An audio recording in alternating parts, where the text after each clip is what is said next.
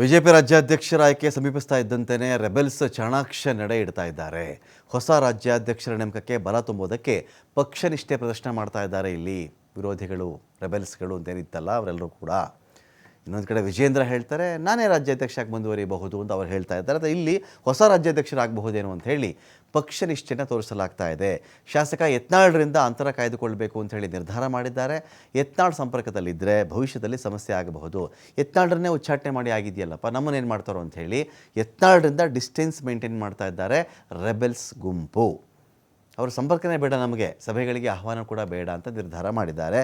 ತಮ್ಮ ಮಾತು ಕೇಳದ ಶಾಸಕ ಯತ್ನಾಳ್ನ ಮೇಲೆ ರೆಬೆಲ್ಸ್ ಗರಂ ಆಗಿದ್ದಾರೆ. ಯತ್ನಾಳ್ ಘರ್ ವಾಪಸಿ ಪ್ರಯತ್ನಕ್ಕೂ ಕೂಡ ಭಿನ್ನಮತೀಯರು ಕೂಗು ಕೊಡ್ತಾ ಇದ್ದಾರೆ. ಇಲ್ಲಿ ಸಭೆ ಸಮಾರಂಭದಲ್ಲಿ ಆದರೂ ಕೂಡ ಯತ್ನಾಳ್ರಿಂದ ಎಷ್ಟು ದೂರ ಇರ್ತೀವೋ ಅಷ್ಟು ಒಳ್ಳೆಯದು ಅನ್ನೋ ನಿರ್ಧಾರಕ್ಕೆ ಇಲ್ಲಿ ಯಾರೆಲ್ಲ ಈ ಬಂಡಾಯಗಾರರಿದ್ದಾರಲ್ಲ ಅವರೆಲ್ಲರೂ ಕೂಡ ಆ ತೀರ್ಮಾನಕ್ಕೆ ಬಂದಿದ್ದಾರೆ.